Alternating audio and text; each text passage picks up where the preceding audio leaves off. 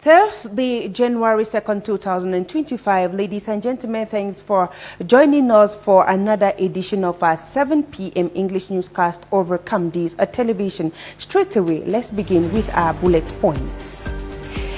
A new era for Cameroon's health care. President Paul Biya announces the recruitment of nearly 10,000 health workers. This move aims to address the severe shortage of healthcare professionals in the country, which has led to the staggering doctor-patient ratio of 1.50,000. Cameroon's mobile money users have been hit with a 4 CFA franc increase in transaction fees effective on January 1st, 2025. This rate adjustment, mandated by the 2025 finance law, applies to money transfer and withdrawals. The fee hike is expected to impact millions of mobile money users across the country, with many consumers already feeling the effects of the increased charges. These were our lead stories. You have details in a bit.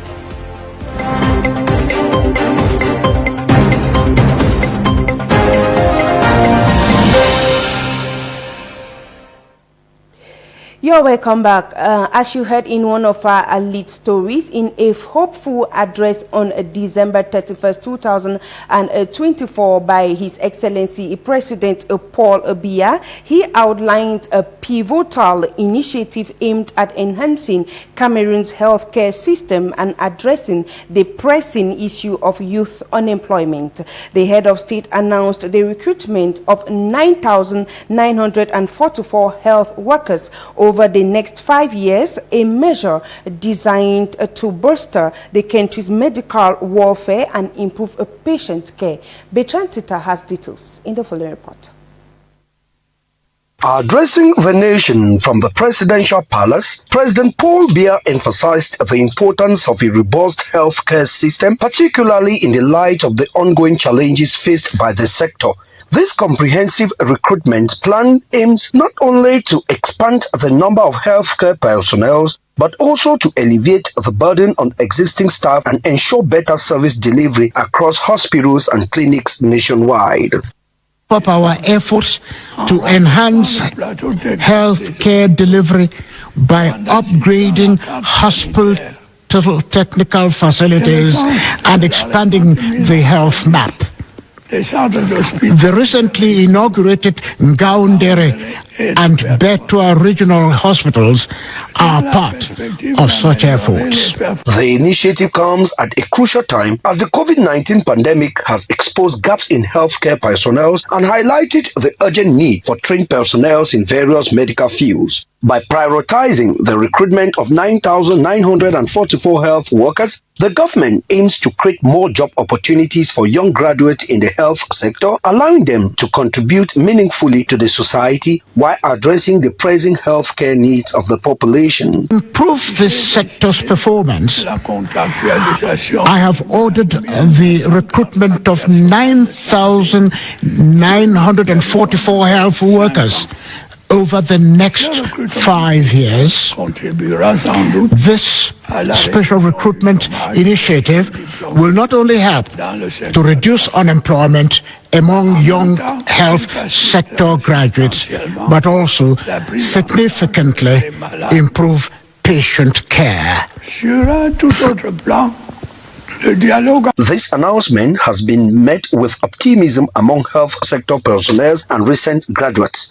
Many see these as a vital step towards prioritizing the healthcare system and providing a pathway for new entrants into the medical workforce. Moreover, the initiative is expected to foster a culture of professionalism and innovation within the health sector, ultimately leading to better healthcare outcomes for all Cameroonians. As the country prepares for this ambitious recruitment drive, it stands to benefit from the infusion of young talent, which will not only help to revitalize weary healthcare system, but also restore public confidence in the country's health services.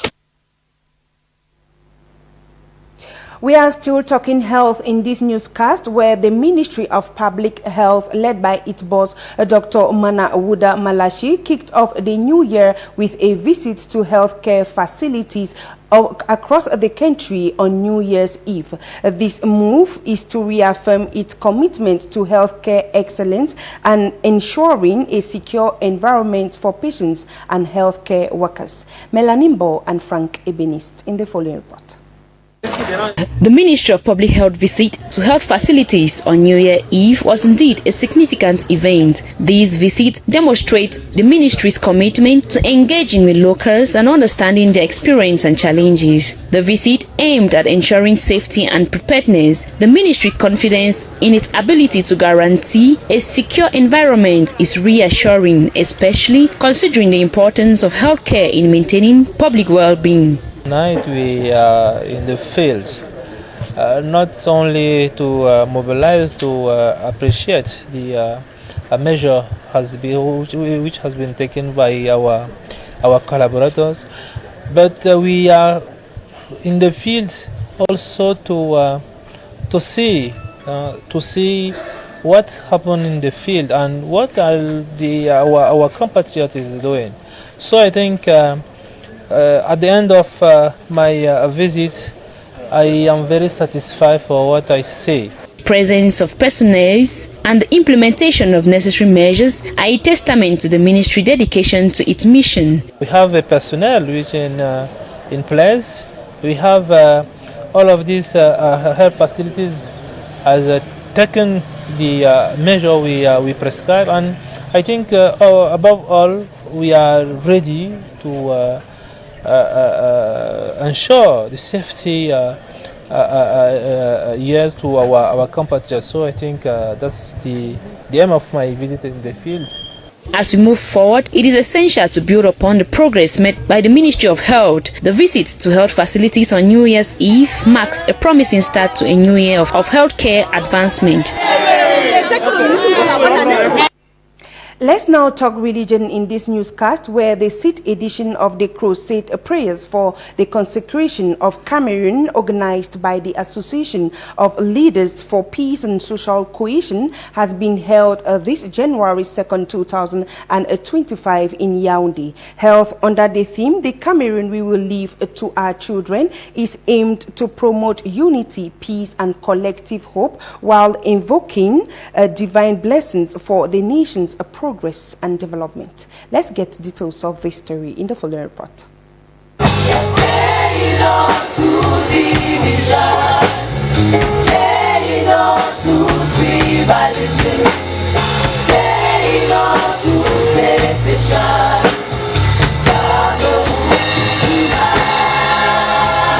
During this 6th edition of the Crusade of Prayers for the Consecration of Cameroon, organized by the Association of Leaders for Peace and Social Cohesion, powerful messages of unity and peace were shared. Faith leaders gathered to emphasize the vital importance of dedicating the new year 2025 to the Lord, fostering a spirit of collective hope and expectation for the nation. It has been a very wonderful program, with the presence of God accompanying us, with the presence of people, in the event, and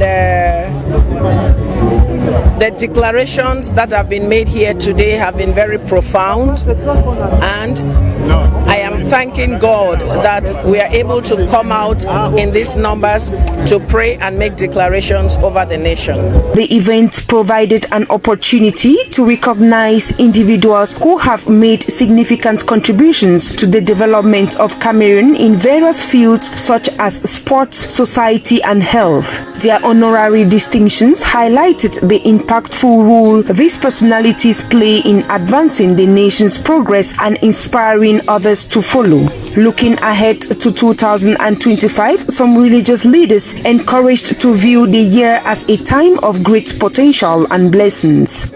2025, it's a very important year, for us in Cameroon. But globally and with the eyes of the Spirit, 2025, it's a wonderful year. We believe that with the prayers that Cameroonians are lifting up their voice to God, God is going to visit this nation and is going to make a difference. Already blessed with all the natural resources, sons and daughters of Cameroon were called upon to align with God to attract his blessings by lifting their voices together in prayer and unity as one people. Cameroon is a great country. Cameroon has a lot of potentials, whether human, whether material. Cameroon is blessed by God. Let us as Cameroonians align with God and keep declaring the blessings, and Cameroon this year will emerge. Under the theme, "The Cameroon we will leave to our children," the crusade sought to invoke the nation's divine blessings while engaging all citizens in the mission to create a brighter future for their beloved homeland. This gathering underscored the collective responsibility of Cameroonians to work towards a glorious legacy for the next generation.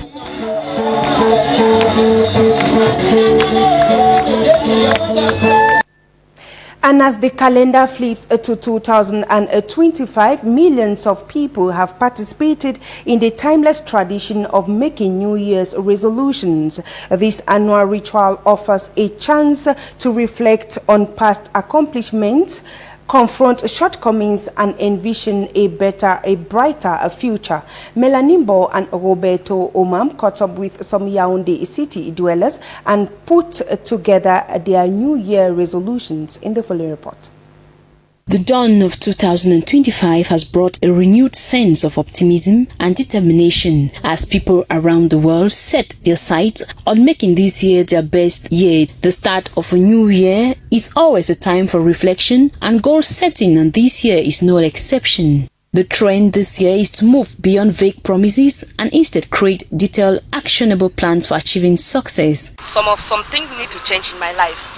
Like if I was doing things that was not really good, like 2024. Now I need to ameliorate. I need to pray God, believe in God, try my best, because I don't want my 2026 to reach 2026 with the same situation. I need things to change in my life. The trend this year is to move beyond vague promises and instead create detailed, actionable plans for achieving success. I just thank God for this new year because I have been very sick. So 2024 has not been very favorable to me. So I really think and also pray and beg God that he should also guide me, give me the good health. Maybe this year will be a better one for me.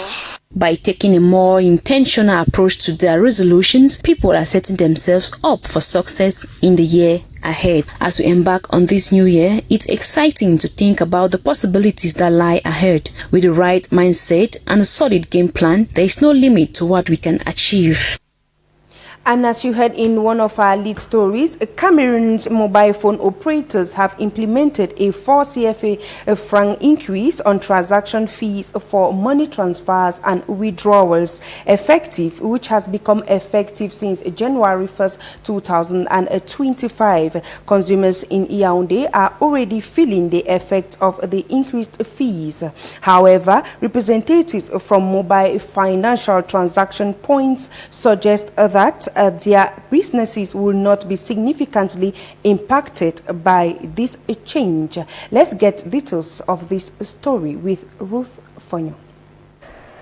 Mobile operators in Cameroon have announced an increase of 4 francs CFA on all mobile transactions effective from January 1st. This move has sparked concerns among many operators who believe that the additional charge will further burden consumers already struggling with the high cost of living. As the new charges take effect, it remains to be seen how consumers will adapt to this increase. Anyway, for me, this is not good news at all. It's very, very bad news because life has already become difficult. There are constant price increases which further burdens consumers' wallet. We are already struggling with the high cost of petroleum products such as petrol and diesel, and now we have to deal with additional charges like the household basket. Some operators have not yet noticed this change and think maybe it concerns just personal SIM cards. Et ce matin, comme hier, je n'avais pas travaillé.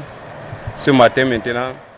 This morning, like yesterday, I didn't work. Customers are making withdrawals, but it hasn't. It hasn't cut off. Everything is still intact. So I think the issue is with transfers to personal accounts through mobile money. That's what it seems. So it hasn't affected withdrawals. Le retrait et dépôt.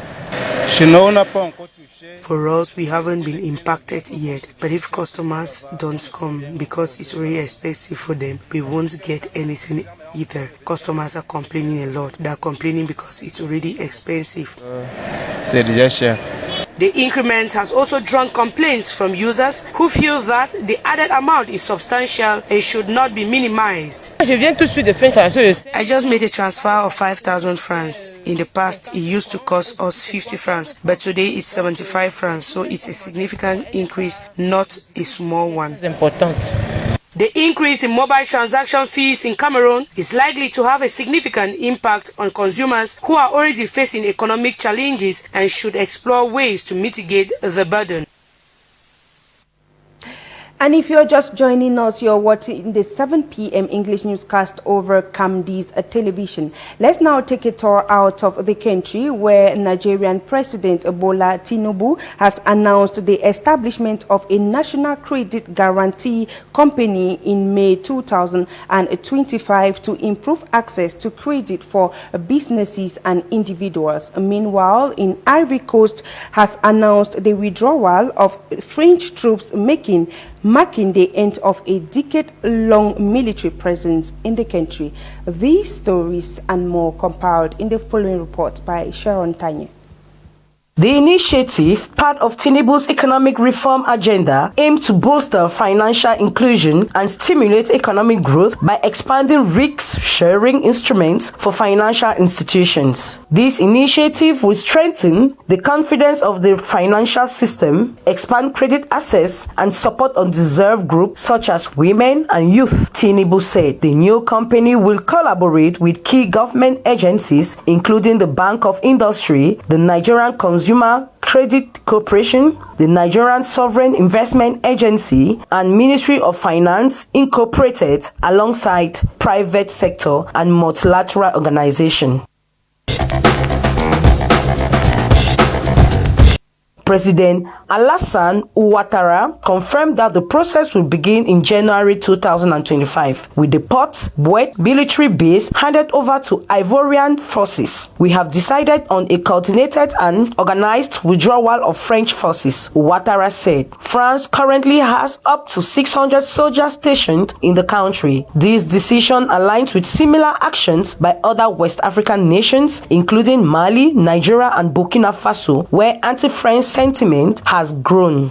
France has faced military explosion across 70% of African countries where it once maintained a presence. Recent withdrawals include Senegal and Chad, traditionally seen as strong French allies. As he addressed the faithful in St. Peter's Square, Pope Francis urged world leaders of wealthy nations to cancel or decrease the debt of less privileged nations on the occasion of the Vatican's 2025 Jubilee year. The Jubilee acts to translate this remission of debts on a social level so that no person, no family, no people is crushed by debts. I therefore encourage the rulers of countries with a Christian tradition to set a good example by cancelling or reducing as much as possible the debts of the poorest countries, the pontiff insisted. In addition, touching on debt relief, the Pope also voiced his hope for an end to conflict around the world in 2025. And that news out of the country, ladies and gentlemen, takes us to the end of this edition of our 7 p.m. English newscast over Kamdi's television. We leave you in the company of interesting programs, but until then, at exactly 8 p.m. is news in the French language, a presentation of Betty Blanche Major. Good evening.